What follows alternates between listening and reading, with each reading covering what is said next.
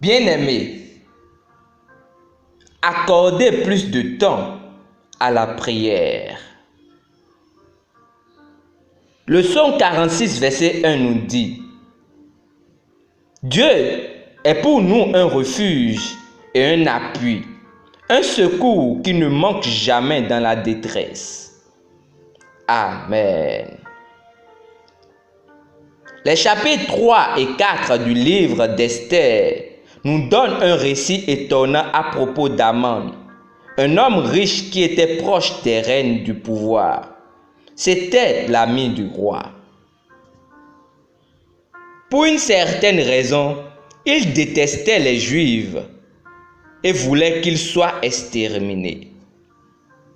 Il fit une proposition au roi à cet effet. Avec la permission urgente du roi, il a rédigé et publié un décret afin d'éliminer tous les Juifs, des plus jeunes aux plus âgés.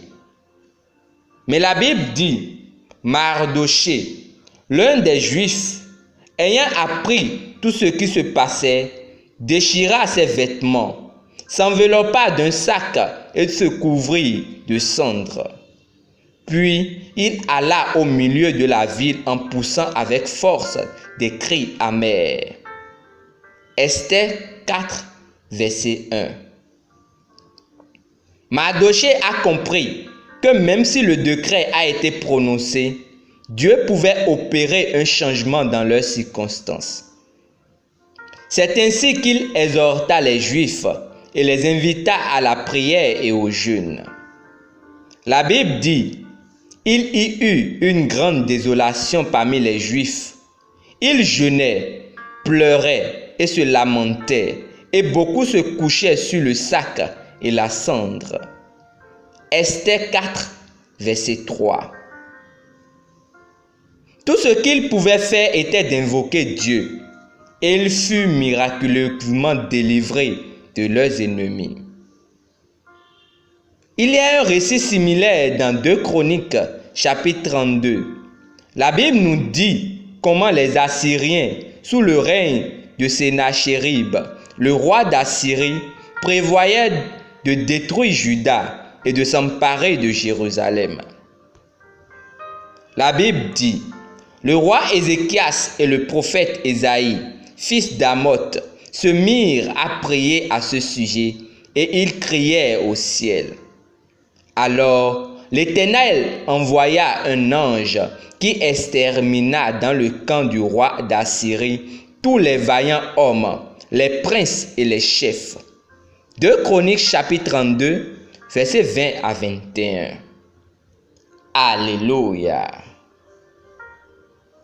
Peu importe le nombre ou la force de vos adversaires, dans le lieu de la prière, vous pouvez retrancher leur influence par la puissance du Saint-Esprit.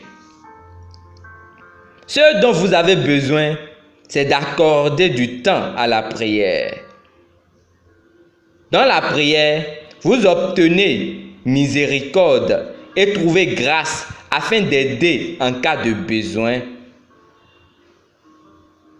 Hébreux chapitre 4, verset 16. Vous avez le droit d'être entendu lorsque vous priez. Par conséquent, priez fréquemment. Souvenez-vous qui nous a invités à prier. Il est plus disposé et passionné à vous répondre que vous ne pouvez l'imaginer.